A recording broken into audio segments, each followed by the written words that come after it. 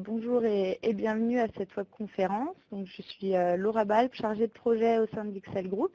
Et je suis ravie de vous accueillir aujourd'hui pour la webconférence qui portera sur la démarche d'excellence opérationnelle groupe.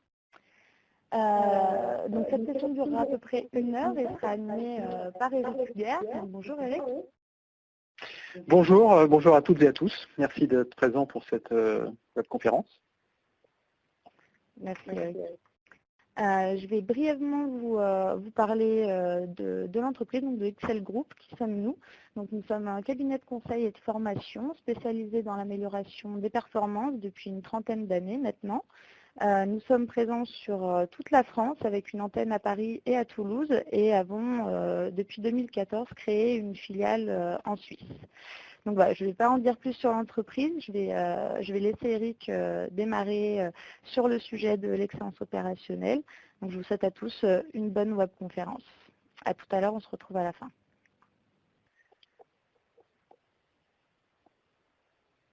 Rebonjour à toutes et à tous. Donc, je m'appelle Eric Huguer, je suis partenaire au sein du cabinet Excel Group. Et donc l'objectif de cette webconf, c'est effectivement de vous présenter la façon dont nous accompagnons nos clients sur des démarches d'excellence opérationnelle groupe. Donc sur le slide présenté ici, vous voyez le sommaire. Donc dans un premier temps, on discutera et on regardera ensemble les enjeux et les leviers d'une telle démarche.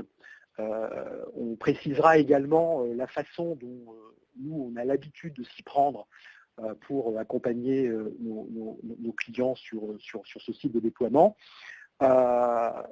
Cette démarche, en fait, elle est constituée principalement de 3 phases que vous voyez au niveau du sommaire. Donc la phase 1, on regardera de façon un peu plus précise chacune de ces phases. Donc la phase 1, qui concerne en fait le cadrage et l'initiation de la démarche. Effectivement, comme toute démarche de projet, d'entreprise, la première étape concerne cette étape d'alignement et de définition du périmètre. La phase 2, quant à elle, est consacrée à la mise en œuvre et la montée en compétence des collaborateurs.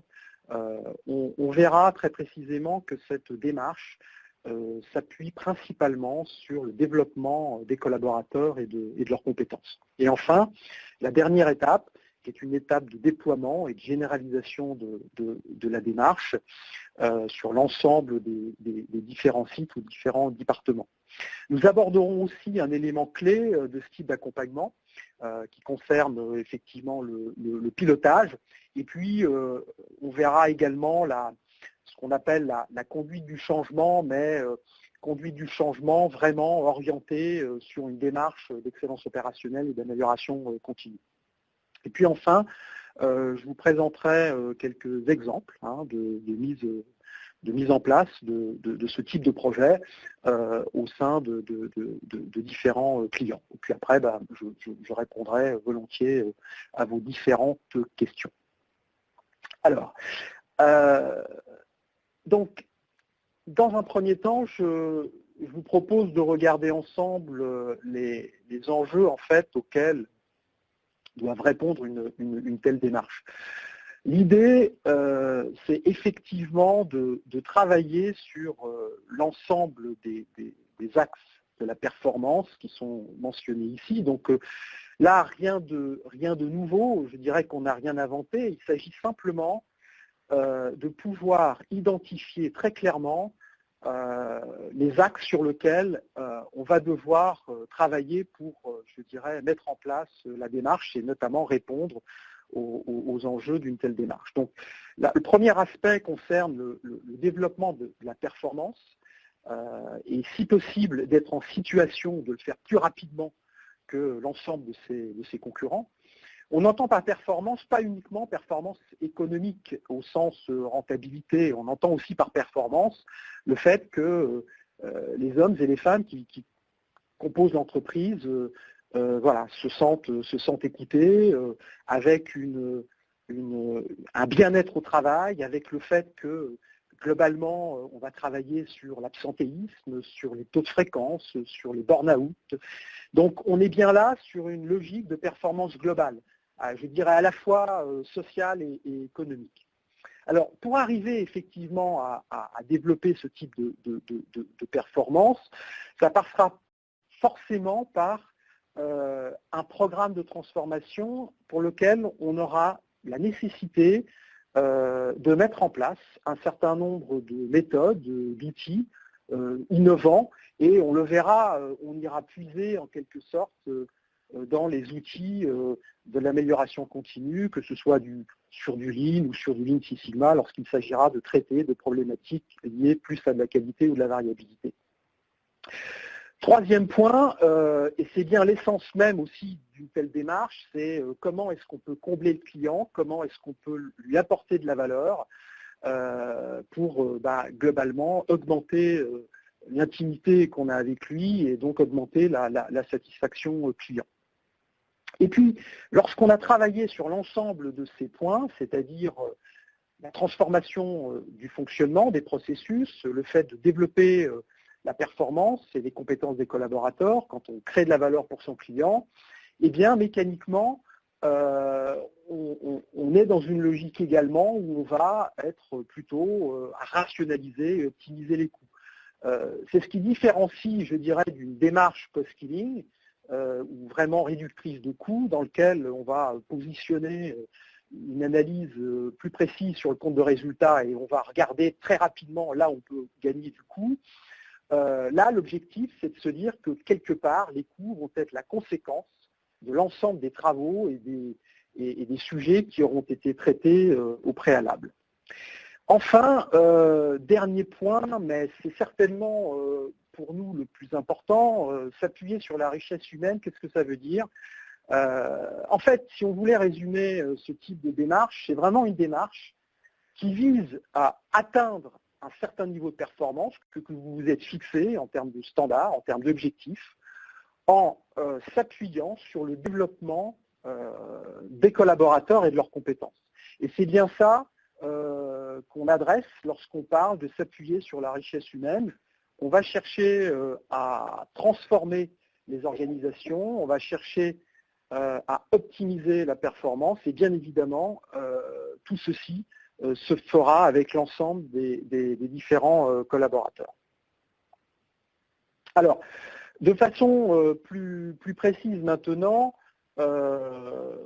concernant les leviers d'action qu'on va pouvoir, je dirais, faire jouer pour arriver à réaliser, je dirais, une démarche qui soit la plus pertinente possible. Le premier point concerne la mobilisation d'équipes de direction et en particulier l'alignement managérial qu'on doit obtenir justement pour insuffler au sein de l'entreprise véritablement un vrai projet d'entreprise. Donc cet aspect d'alignement managérial nous paraît vraiment fondamental dans ce type d'approche. Ensuite, et là on rejoint le point des collaborateurs, c'est-à-dire on va installer un réseau de compétences, un réseau d'amélioration continue, qui ensuite permettra quelque part de diffuser l'approche de l'amélioration continue au sein de l'organisation. Enfin, l'idée par rapport à ce projet, c'est systématiquement de communiquer et d'avoir suffisamment de visibilité partagée par chacun sur l'ensemble de ces axes d'amélioration.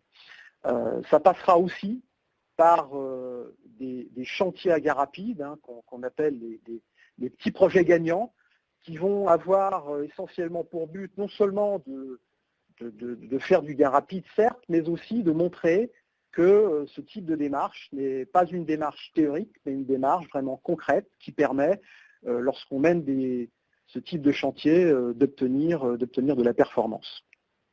Développer la capacité des managers à piloter la performance et animer les équipes. Dans le Lean, dans les outils de l'amélioration continue, on parle beaucoup de supervision active, d'animation à intervalles courts. En fait, c'est donner la possibilité aux managers, aux encadrants de proximité, d'avoir suffisamment d'éléments, suffisamment d'outils pour piloter ce type de démarche.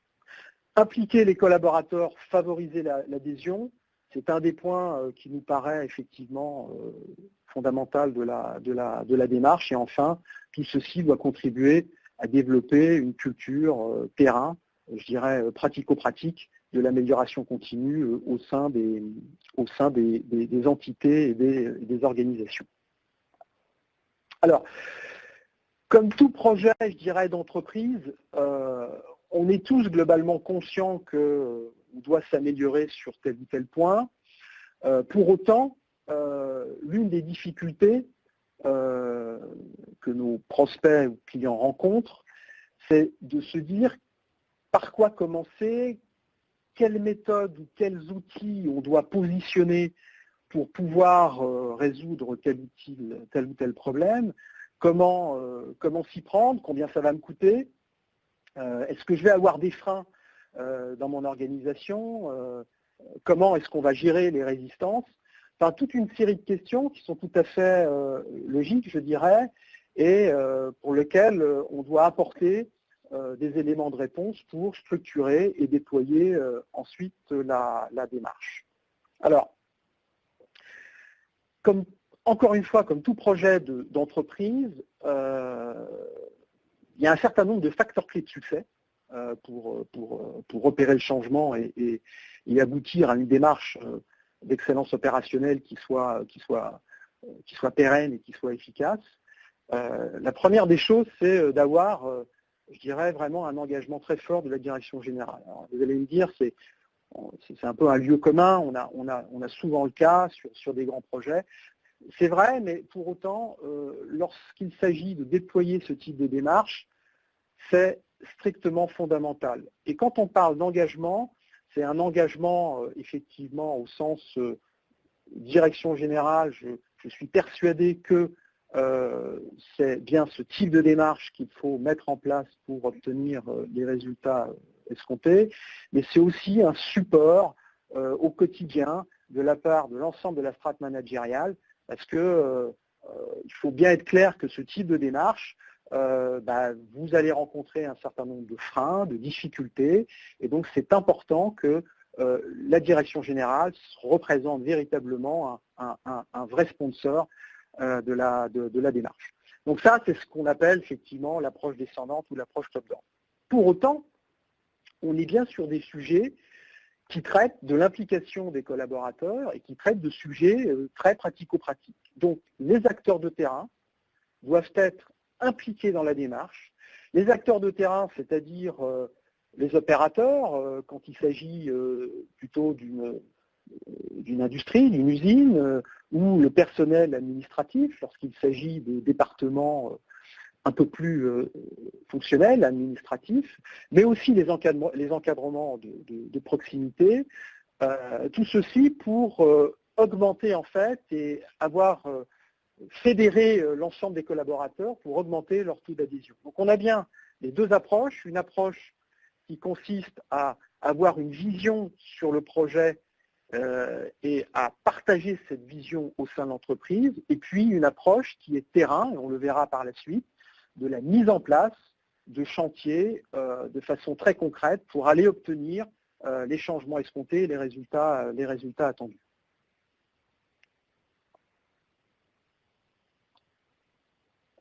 Alors, avant d'aller un peu plus dans le détail de la démarche, je propose ici de structurer cette démarche principalement en trois phases.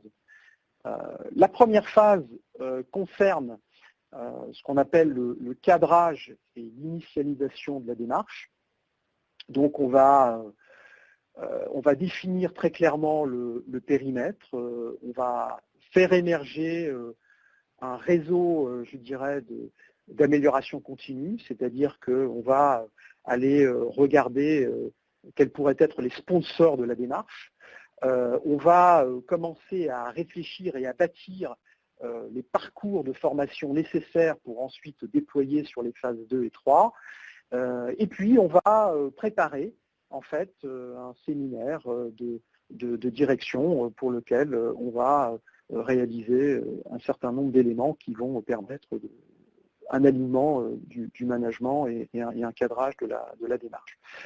La deuxième étape, j'ai envie de dire, on passe dans l'exécution de ce qu'on aura prévu durant la phase 1, avec des parcours de formation qui vont permettre aux collaborateurs de monter en compétences, que ce soit sur les outils ou que ce soit sur les approches ou la démarche classiquement utilisée dans l'amélioration continue, que ce soit sur du Lean ou du Six Sigma.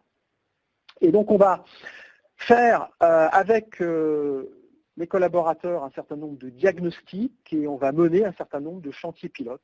Et on va construire également la boîte à outils qui sera le support de la phase 3 consacrée principalement au déploiement avec là cette fois-ci la mise en place et la diffusion de l'amélioration continue sur toute l'entreprise et pour lequel on va faire également du coaching managérial pour aider en fait les gens qui auront été formés à prendre véritablement leur envol sur leur fonction. Ce qu'il faut retenir en fait de cette démarche, c'est que c'est une démarche qui combine à la fois une approche conseil et une approche formation. Et c'est ce que je vous propose de détailler dans les slides suivants. Donc la phase 1 est consacrée au cadrage et à l'initialisation de la démarche. Comme je le disais précisément, c'est un projet d'entreprise, donc ça nécessite forcément un peu de structure, de méthodologie en quelque sorte. Et l'un des objectifs, c'est d'aligner l'équipe de direction sur le programme. C'est-à-dire que, à minima, il faut qu'au niveau CODIR, on ait tous la même perception de ce qu'est le Lean, de ce que va pouvoir apporter le Lean et les outils de l'amélioration continue dans l'organisation. Ça, c'est un point qui nous semble fondamental parce que si à la base on a un CODIR pas aligné sur le sujet, ça sera assez difficile de déployer au niveau des strates managériales inférieures. Donc, un élément important de la démarche, de la phase 1 de la démarche, c'est véritablement viser un alignement managérial et une vision partagée en quelque sorte du programme.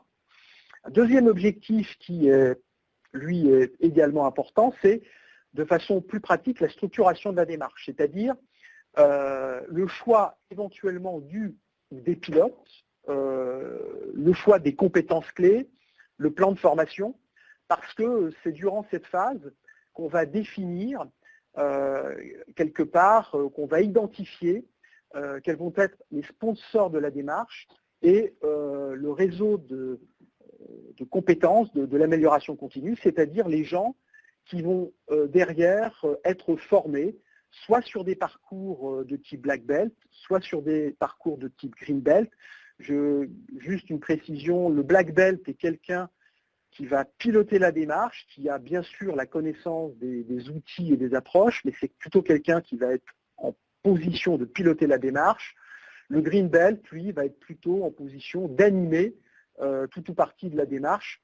Et souvent, ce qu'on observe, c'est que les Black Belts vont coordonner, je dirais, plusieurs Green Belts. Donc, objectif de cette phase, alignement, structuration de la démarche, et on va identifier les sponsors et le réseau de l'amélioration continue. Donc, juste à titre d'exemple, vous avez ici les objectifs et la méthode qu'on utilise classiquement pour faire ce cadrage stratégique du déploiement du programme. Donc comment ça se passe? On mène des interviews, des entretiens individuels avec l'ensemble des membres du CODIR sur les enjeux actuels. On recueille en fait les attentes, les enjeux. Ensuite, on va faire une consolidation de ces entretiens. Et puis, on va préparer un séminaire qui souvent se joue sur une journée avec, bien évidemment, la synthèse du recueil des attentes qu'on aurait pu voir durant les différents entretiens, mais aussi quelques jeux pédagogiques qui vont nous permettre d'identifier du doigt les différents sujets qu'on pourra traiter par un programme de ce type au niveau de l'amélioration continue. Donc en règle générale, je vous dis, on est plutôt sur une séquence d'une journée pour l'animation de ce CODIR. Donc un point important, on l'a mentionné, c'est de pouvoir identifier en amont, avant les phases de mise en œuvre et de déploiement, le réseau sur lequel on va pouvoir s'appuyer pour déployer les démarches. Donc un rôle important, le sponsor, ils ont bien évidemment autorité sur leur périmètre d'action. Ils sont vraiment, je dirais, les promoteurs de la démarche excellence opérationnelle. Ils vont être responsables de l'avancement des différents chantiers. Et puis, ils seront appuyés par un black belt ou des green belts pour contribuer, je dirais, à diffuser le déploiement des outils et des approches au sein de l'amélioration continue.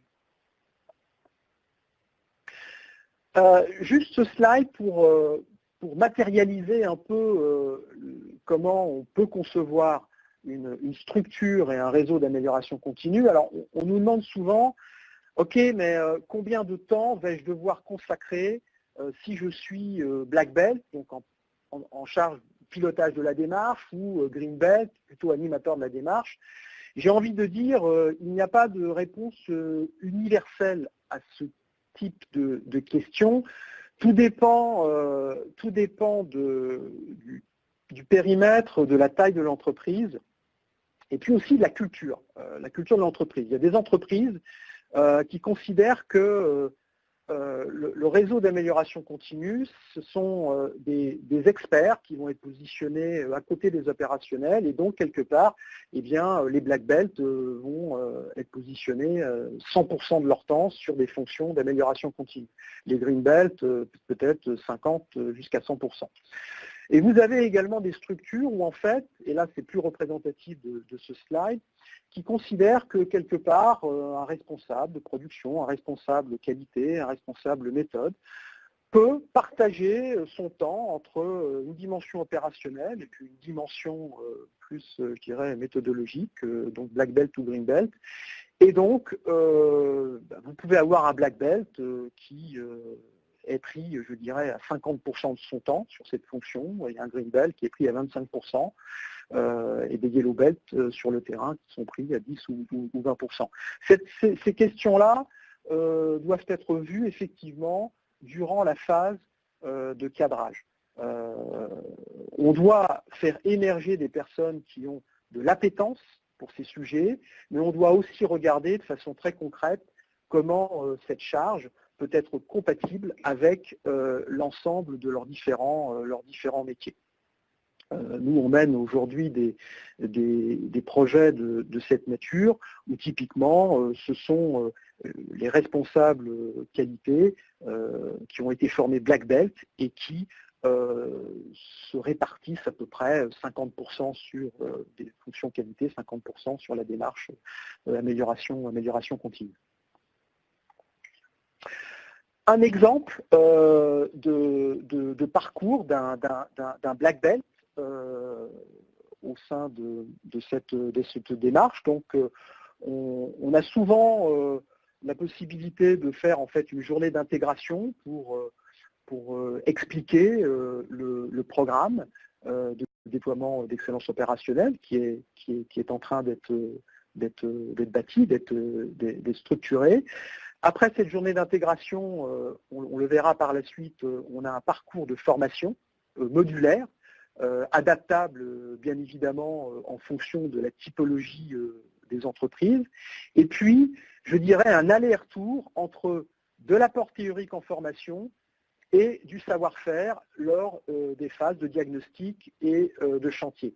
Rappelons-nous, je vous ai dit qu'en fait, cette démarche, c'était vraiment un mixte entre une approche conseil et une approche formation. C'est bien là qu'on essaye véritablement de jouer, je dirais, cette partition où l'apport théorique qu'on va avoir en formation doit être mis assez rapidement en œuvre lors de diagnostics ou de chantier. Dans certaines organisations, à la charge des black belts, de former les green belts et également de construire la boîte à outils qui sera ensuite utilisée lors des différents chantiers et lors de la phase 3, qui est la phase de déploiement sur l'ensemble de l'entreprise. Donc vraiment un rôle central, je dirais, de ces black belts, de pilotage de la démarche et d'encadrement aussi de certains green belts. Voilà donc pour la phase 1. Donc on a cadré, on a fait notre séminaire de direction, on a identifié les sponsors, on a identifié les personnes susceptibles de rentrer dans le réseau d'amélioration continue. Maintenant, on va passer à la phase, je dirais, de mise en œuvre, dans laquelle on va retrouver les démarches, je dirais, classiques de transformation, c'est-à-dire qu'on va commencer par un diagnostic sur un périmètre concerné, un périmètre pilote. On va d'abord faire un diagnostic. Ensuite, à la fin de ce diagnostic, on va identifier un certain nombre de chantiers pilotes qu'on va ensuite déployer avec les black belts et avec les green belts, en s'appuyant sur les outils, bien évidemment. Donc, l'objectif de cette phase, c'est de passer dans l'exécution, c'est donc de positionner également les sponsors dans leur fonction de leadership, je dirais, sur la démarche d'excellence opérationnelle. C'est d'impliquer les compétences, donc les gens qui auront été formés black belt et green belt, dans les diagnostics, dans les chantiers, pour vraiment, je dirais, accentuer le savoir-faire. Et puis, c'est de commencer à construire les différents standards de la démarche excellence opérationnelle qui seront utilisés dans la phase 3, qui est la phase de généralisation et de déploiement. Un exemple de cursus concernant la formation des sponsors et des managers et également des collaborateurs. Comme je vous le disais, c'est vraiment une démarche qui s'appuie sur le développement des collaborateurs et des compétences. Donc, il semble important de ne pas uniquement positionner de la formation sur des cursus black belt ou green belt, mais plutôt également de pouvoir avoir la possibilité de former à la fois les collaborateurs, les sponsors. Donc, on est plus là sur de la sensibilisation que de la formation. Mais il est important, en faisant cela, que chacun, effectivement, ait le même vocable. Lorsqu'on va parler chantier Kaizen, le mot Kaizen, parfois, c'est un peu barbare. Donc, l'idée, c'est un petit peu de démystifier ce vocable, puisque c'est vrai que dans le Lean ou le Lean Six Sigma ou l'amélioration continue, on peut avoir parfois malheureusement tendance à jargonner un peu, à utiliser ou des acronymes qui sont parfois anglo-saxons d'ailleurs, ou des termes un peu japonais qui peuvent, je dirais, susciter un peu de turbulence dans la tête des gens. Donc ça vise aussi à créer un vocable commun qui permet de pouvoir en fait augmenter, je dirais, le taux d'adhésion de l'ensemble des collaborateurs à ce type de démarche. Donc vous avez ici sur ce slide un exemple d'un parcours de formation de compétences Lean qui est plutôt là sur du black belt. Donc on a 4 modules en black belt. Le premier module concerne, en jaune, concerne en fait les outils de base du Lean, où là on va commencer par donner des informations, donner la définition, la genèse, qu'est-ce que c'est le Lean, qu'est-ce que ça introduit comme nouveau schéma de pensée, etc. Et puis on va commencer à parler d'un certain nombre d'outils de base. Le module suivant, on va être sur des outils complémentaires. Donc on va commencer à parler un peu plus flux tiré, flux poussé, SMED, TPM, etc. Donc on va un peu plus rentrer, je dirais, dans les outils plus pointus, entre guillemets, de l'amélioration continue. Le troisième module, en gris, donc là on va s'attaquer à des outils plus complexes. Donc vous avez ici la notion de VSM, VSM complexe. VSM, c'est la cartographie de flux de valeur. On va positionner sous une forme de schéma, si vous voulez, le flux de valeur de l'entreprise. Et enfin, le quatrième et dernier module, lui, va s'attacher à donner des éléments sur la démarche, sur le lean office, le lean service, le lean engineering. Donc ce parcours de 12 jours va permettre effectivement, pour les gens qui sont sur le cursus Black Belt, d'avoir je dirais, une vue assez large sur les différents outils, méthodes, approches de l'amélioration continue et de lean management. À noter que ce parcours peut être certifiant, c'est pas obligatoire. On a maintenant un partenariat avec l'école polytechnique. C'est l'école polytechnique qui va en fait certifier, je dirais, ce parcours et certifier les apprenants. Alors, vous voyez sur ce slide, en fait, les deux petites flèches bleues, participation au diagnostic, participation au chantier pilote. C'est typiquement ce que je vous disais quand ce type d'approche vise à mixer une approche conseil avec une approche formation. C'est-à-dire que les gens qui auront été pris comme black belt dans l'amélioration continue, on va les faire participer avec nous au premier diagnostic. Et puis ensuite, ils vont repartir en formation et ils reviendront avec nous participer au chantier pilote avec nous également. Et donc ça permet ainsi, si vous voulez, de pouvoir mixer l'apport théorique, même si nos formations sont assez pratico-pratiques avec des jeux sérieux, etc. On fait des avions en papier, on fait des Lego, enfin bon, ça c'est assez classique. Mais pour autant, ça reste quand même de la théorie. L'avantage, c'est que là, on va tout de suite passer dans un mode beaucoup plus pratique, puisqu'on va être sur du diagnostic lean et des chantiers. Même type, mais là plus orienté Lean Six Sigma, donc je vais pas forcément le détailler. On est toujours sur ce découpage de 4 modules, sauf que là, on est plus sur un découpage qui va suivre en fait les phases d'un projet Lean Six Sigma en DMAIC. Je ne rentre pas forcément dans le détail sur ce point. Donc, je vous ai parlé donc de formation, je vous ai parlé de participation à un diagnostic. Effectivement, la première des choses, lorsque vous voulez mettre en place au sein d'un périmètre, d'un département ou d'une unité, une approche de transformation Lean, c'est de commencer par un diagnostic. Ce diagnostic, ce n'est pas un audit, ce n'est pas un jugement, c'est simplement pour vous d'avoir une vue de l'existant sur les flux, sur le système de management, sur la voie du client. Et donc là, on va sur une séquence donnée, ça peut être le plus souvent sur 5 jours, on va regarder l'ensemble de l'existant, donc en termes de flux, en termes de système de pilotage, et ça, on va le faire avec les black belts.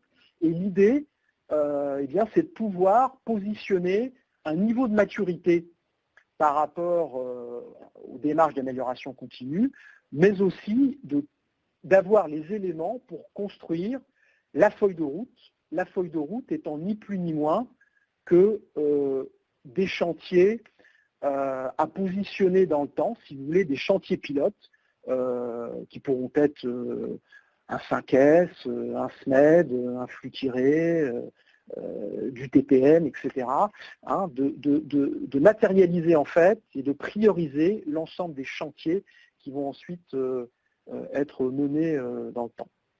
Donc, c'est ce que je disais, participation des Black Belt au chantier pilote. Ça leur permet, si vous voulez, d'utiliser le savoir qu'ils ont acquis durant leur formation. Et puis, c'est aussi de commencer à prendre en main le sujet. On est bien là sur une démarche qui vise à rendre nos clients autonomes. Et la façon de rendre nos clients autonomes, c'est bien s'assurer que durant ces chantiers, en fait, on ait le transfert de savoir-faire qui doit s'opérer.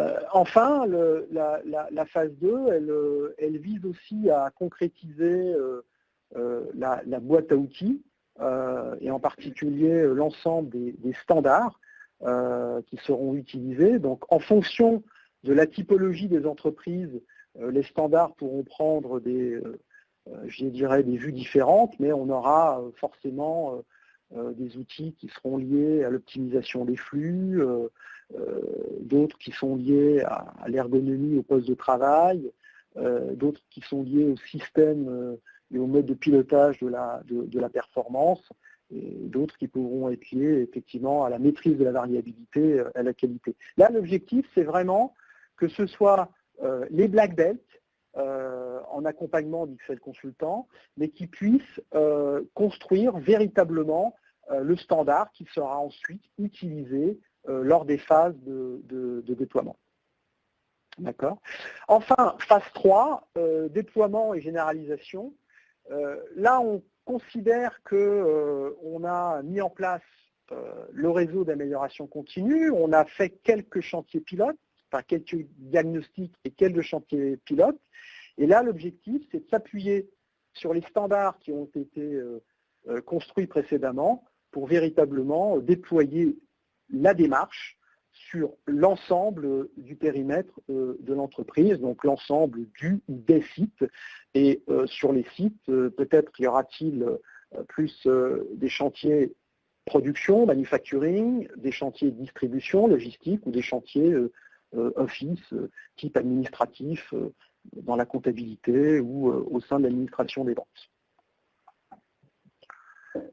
Donc, voilà, on a effectivement toujours la même démarche, c'est-à-dire qu'on part du diagnostic, on établit une feuille de route et ensuite on établit un mode de fonctionnement qui permet de travailler sur des chantiers pilotes et donc de diffuser au fur et à mesure la culture de l'amélioration continue. Un élément important qui en fait nous permet de définir ce qu'on appelle la CAL, c'est-à-dire le coaching managérial, en fait, c'est ce qu'on appelle aussi l'animation à intervalles courts. En fait, c'est de développer un mode de management qui s'appuie principalement sur du visuel, des rituels de management et de la résolution de problèmes, qui fait qu'en s'appliquant ceci tout au long des différents projets, chantiers, on instaure, je dirais, une véritable culture de l'amélioration continue et on instaure un véritable pilotage de la performance. Ça, c'est un sujet qui nous paraît essentiel et qui nous permet de positionner ce qu'on appelle la CAL, c'est-à-dire c'est bien d'opérer des gains rapides sur des chantiers pilotes, mais derrière, il faut mettre en place un système qui va assurer de rendre pérenne votre performance, et donc on s'appuie sur ce qu'on appelle classiquement en ligne l'animation à intervalles courts. Voilà, donc ce slide résume un petit peu ce que je viens de raconter, c'est-à-dire que vous allez effectivement, en faisant cela, consolider le dispositif opérationnel de management et donc mettre la CAL qui va vous permettre un déploiement sécurisé et pérenne. Enfin, concernant le pilotage et l'accompagnement de la démarche, il est clair que c'est un projet d'entreprise global, combinant à la fois de la formation et du conseil, donc ça demande de la gouvernance projet. Donc, ça demande de la gouvernance projet et ça demande de la communication. Donc, ça veut dire qu'on va, on va mettre en place un groupe, un comité de pilotage qui se réunira à une fréquence donnée à déterminer en fonction du périmètre et de la taille du projet. Il est bon aussi de travailler les aspects communication au sein de ce projet pour éviter un peu l'effet tunnel. Hein. C'est encore un nouveau projet de plus. Donc, il faut s'assurer qu'effectivement la communication, et en particulier sur les gains qu'on va obtenir sur les différents chantiers, soit clairement diffusés. Et puis, on a parlé tout à l'heure de réseaux d'amélioration continue. Eh bien, ce sont des gens qui seront à animer. Donc là, il y a nécessité effectivement de prévoir à une fréquence donnée quelques réunions, tout simplement pour aussi partager les bonnes pratiques, partager les échecs, partager les réussites. Ça permet de contribuer aussi à diffuser la culture d'amélioration continue au sein de la structure. Donc, un exemple voilà, de comité de pilotage, donc avec des réunions et des suivis de COPIL. Donc, on va se rencontrer à une fréquence donnée. Bien évidemment, il va falloir mettre en place des supports de suivi, regarder aussi de façon très précisément les résultats par rapport à ce qu'on essaye de mettre en place. Des éléments, j'en parlais sur les aspects de communication. Donc je vous montrerai un exemple chez un client qui a été très loin dans la communication de cette démarche. Que vous pouvez retrouver soit sur des conceptions de support, avec un vrai packaging de la démarche, donc des informations sur l'intranet, des supports de communication écrite, etc. Et donc je voulais effectivement terminer par un point qui nous semble important et qu'on rencontre souvent dans ce type de projet, c'est la nécessité au fil de l'eau, en transverse, de pouvoir accompagner le changement dans ce type de démarche. Il est clair que au-delà de l'utilisation des outils, on est bien sur des sujets qui vont demander en fait parfois un changement de schéma de pensée. Bon, les anglo-saxons appellent ça le mindset. C'est vrai que parfois le lean, même si on dit souvent que c'est du bon sens ou du gros bon sens, pour autant, il peut y avoir des choses qui peuvent être contre-intuitives par rapport à des schémas traditionnels, d'organisation traditionnelle classique. Et ça, ces sujets-là, il faut pouvoir les aborder, notamment avec les gens du réseau d'amélioration continue qui, de toute façon, un jour ou l'autre, seront confrontés à des résistances, à des freins, parce que c'est humain. Dès lors que vous apportez un changement, que ce soit dans un processus, dans une pratique, dans une organisation, vous aurez toujours un peu de crainte, de peur, etc. Donc c'est pour ça que c'est super important, lorsqu'on revoit notamment les processus, de le faire rigoureusement avec les gens et de ne pas simplement entre consultants et quelques experts dessiner le processus idéal et puis ensuite aller voir les gens de terrain et dire ben voilà, on a pensé, c'est ça qu'il faut faire. Dans le lean, on dit souvent c'est celui qui fait, qui sait. Et ça, cette question-là, elle est fondamentale. C'est-à-dire ce qu'on va viser, c'est vraiment un changement de culture. Et donc nous, on a développé un certain nombre de modules liés à l'accompagnement du changement dans une logique de transformation, de programme de transformation ligne. Ok, je passe rapidement là-dessus. Donc juste un slide pour préciser qu'à un moment donné, le suivi en comité de projet vise aussi à regarder la valorisation des gains et à assurer un suivi tout au long du projet. Parce qu'on va forcément à un moment donné être questionné sur le retour sur investissement de nos actions, et il est toujours bon de pouvoir mettre en place un certain nombre d'indicateurs qui vont nous permettre d'objectiver, je dirais, le résultat des efforts. Encore une fois, ce n'est pas uniquement et toujours des résultats financiers. On voit dans certains cas qu'en menant des projets lignes, redonnant la parole aux gens de terrain, on voit mécaniquement moins d'accidents, moins d'absentéisme, et plus, je dirais, de bien-être au travail. Donc ces aspects-là doivent aussi être considérés comme étant des points importants concernant le suivi des différents chantiers. Et enfin, je vous le précisais, la façon d'animer le réseau d'amélioration continue au travers de réunions qui vont permettre de partager les bonnes pratiques et les échanges au sein des différentes entités. Rapidement, un exemple de mise en réalisation du chantier. Donc, on accompagne le groupe Chronopost sur ce type de démarche. Donc, je vous disais au préalable que l'un des facteurs clés de succès, c'était un engagement très fort de la direction générale. Eh bien, vous avez ici, je dirais, les éléments, les faits générateurs qui ont conduit l'entreprise Chronopost à partir dans ce type de démarche.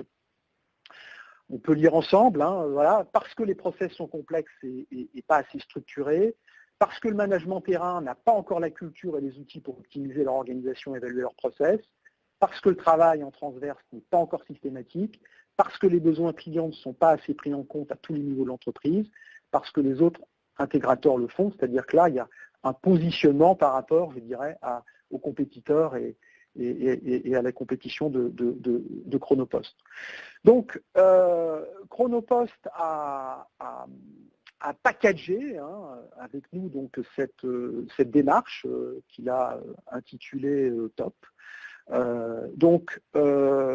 En fait, on a fait ni plus ni moins que ce que je vous ai présenté de façon un peu théorique précédemment, c'est-à-dire création, identification d'un réseau d'amélioration continue, un séminaire de cadrage, de direction, des diagnostics et des chantiers pilotes sur les sites, un dispositif de communication qui reprend je dirais, l'ensemble des éléments permettant de donner de l'information et de diffuser l'ensemble des résultats au sein de Chronopost, un réel pilotage stratégique et opérationnel, COPIL, et puis un dispositif de formation dans lequel, vous le voyez, il y a eu, tout le monde y est passé, si je puis dire, le CODIR, les 50 sponsors, 10 formations de Black Belt Lean, 50 Green Belt et puis 150 Yellow Belt, et une boîte à outils qui a été conçue par les Black Belt de Chronopost. Vous le voyez, ce ne sont pas des démarches court terme, c'est une démarche qui a eu lieu sur 3 ans, et je dirais, comme on dit souvent, le Lean n'est pas une destination, c'est plutôt un voyage. Eux, ils sont plutôt sur ce voyage-là, donc c'est-à-dire ils bossent toujours aussi sur leur sujet. Voilà, donc vous voyez les trois, là la boîte à outils qui a été faite selon les différents niveaux. Donc top attitude donc pour tous, top initiative pour les champions, les leaders, top pilotage pour les sponsors et les leaders. Donc chacune de ces strates a pu recevoir effectivement une formation dédiée, je dirais, sur ces différents sujets. Enfin, et j'en aurai, je pense, fini de la webconférence.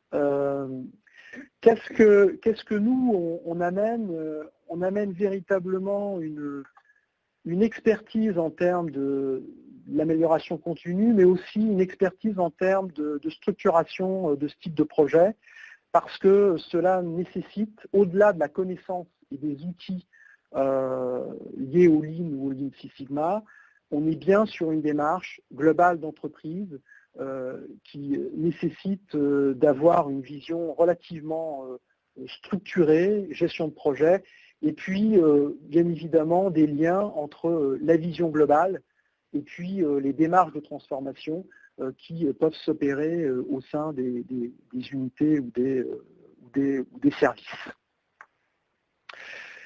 Voilà, donc j'ai été un peu bavard, 11h52. Écoutez, moi je suis ouvert et disponible pour répondre à vos différentes questions si vous en avez. Oui, donc merci Eric. En effet, on a beaucoup de questions et peu de temps. Donc on va essayer d'y répondre brièvement, le plus brièvement possible, pardon. Et pour les autres, si on n'a vraiment pas le temps de les traiter, on essaiera d'y répondre individuellement via email. Donc la première question de Manuel est la suivante. Pour un groupe, faut-il démarrer avec tous les sites ou par un site pilote ?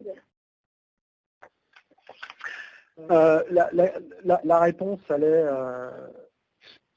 il faut démarrer par un site pilote. C'est-à-dire que ce type de démarche, on le voit, est une démarche relativement structurante qui combine à la fois des actions de conseil et des actions de formation. Donc, moi, ma recommandation, c'est de construire le programme au niveau global, c'est-à-dire avec le comité de direction, c'est-à-dire construire les éléments constitutifs du programme, mais la mise en application doit être faite sur un site pilote. Et d'ailleurs, sur ce site pilote, on doit aussi initier des chantiers pilotes. En fait, ce qu'il faut, c'est convaincre par les premiers chantiers, convaincre par les premiers projets.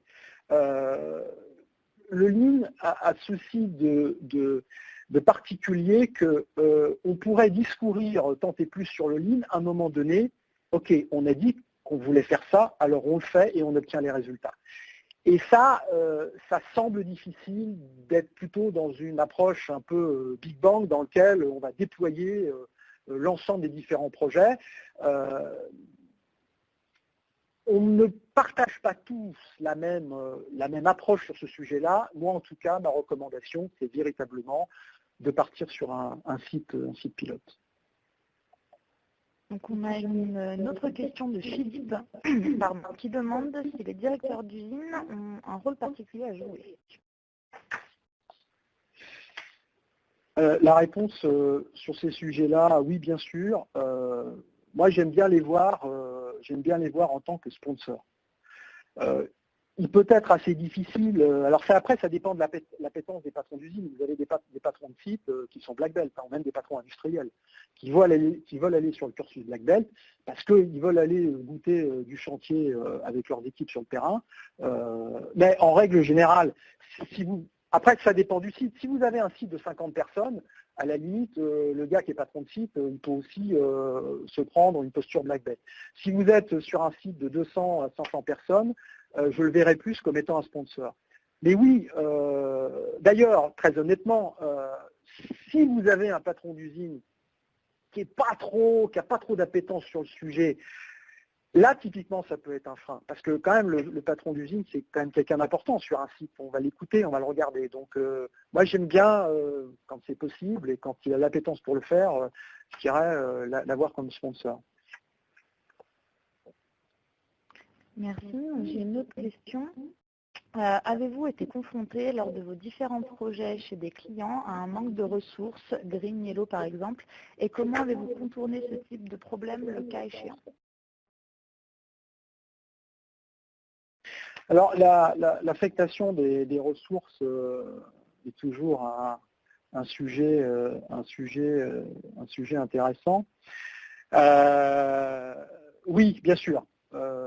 On est confronté à ce type de situation.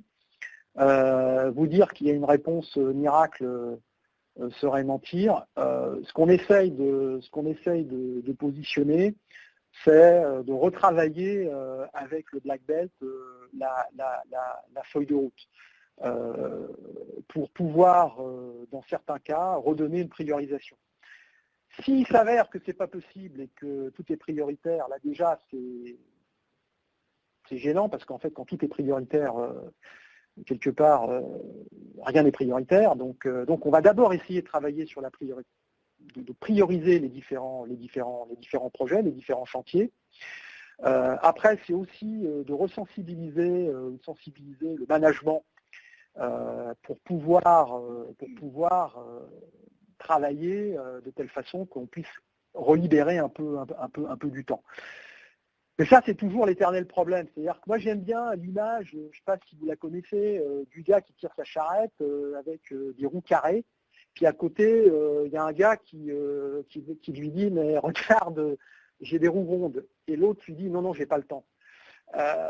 Bon, voilà, c'est une difficulté. C'est-à-dire que vous avez des chantiers qui ont été à un moment donné jugés prioritaires, ou pour lesquels on a affecté des green belts, et malheureusement, pour des raisons X ou Y qui peuvent être justifiées, je ne discute pas, ça prend du retard. Donc on essaye, quand c'est possible, de reprioriser les actions. Après, le deuxième sujet, c'est de dire, on peut vous apporter un accompagnement conseil. Bon, ça a un coût supplémentaire, c'est clair, mais malheureusement, sur ces questions-là, il n'y a pas de réponse universelle et de réponse facile. Mais oui, pour être très clair, on est confronté à ce type de sujet. Alors, j'ai une question concernant les sponsors, qui a peut-être un peu répondu précédemment, mais bon, on va reposer la question. Qui sont les sponsors, membres du CODIR ou directeurs d'usine ou autres, en fait? Une clarification sur le sponsor. Un sponsor, c'est quelqu'un qui, a de l'appétence pour ce type de sujet, deux, qui a autorité sur le périmètre. Donc c'est quelqu'un qui a quand même un positionnement certain dans l'entreprise. Il est bon aussi qu'il ait une vision transverse et globale. Donc typiquement, oui, un directeur industriel, un directeur d'usine, un directeur financier, un manager qui serait positionné en transverse, qui aurait autorité sur des nouveaux programmes, des nouveaux projets. Donc quelqu'un qui combine à la fois le fait d'être assez crédible dans son entreprise, beaucoup d'appétence pour le sujet, il faut être motivé, hein, et puis qui a effectivement à un moment donné autorité pour prioriser, entre guillemets, un certain nombre de chantiers. Donc pour moi, un directeur d'usine fait vraiment un très bon sponsor de la démarche. Merci Eric. Donc je vois qu'il est midi, donc on va s'arrêter là pour les questions, on ne va pas avoir le temps d'en traiter davantage, mais on reviendra vers vous individuellement. On va conclure sur cette présentation. Merci beaucoup Eric pour cette présentation très riche, beaucoup de questions, beaucoup de monde. C'était très intéressant. On va revenir, comme je l'ai dit, vers ceux qui n'ont pas eu de réponse à leurs questions. Et vous aurez donc les slides qui vous seront transmis dans l'après-midi. Voilà. Oui, écoutez, merci à toutes et à tous pour votre participation. Vous étiez assez nombreux pour vos différentes questions. Et puis, je suis dispo si vous avez des questions complémentaires. J'ai vu parmi les participants, il y avait quelques-unes des connaissances. Je les remercie d'avoir participé, je leur dis bonjour à ce titre. Et puis, merci encore et je vous souhaite un excellent week-end. Au revoir. Merci, au revoir.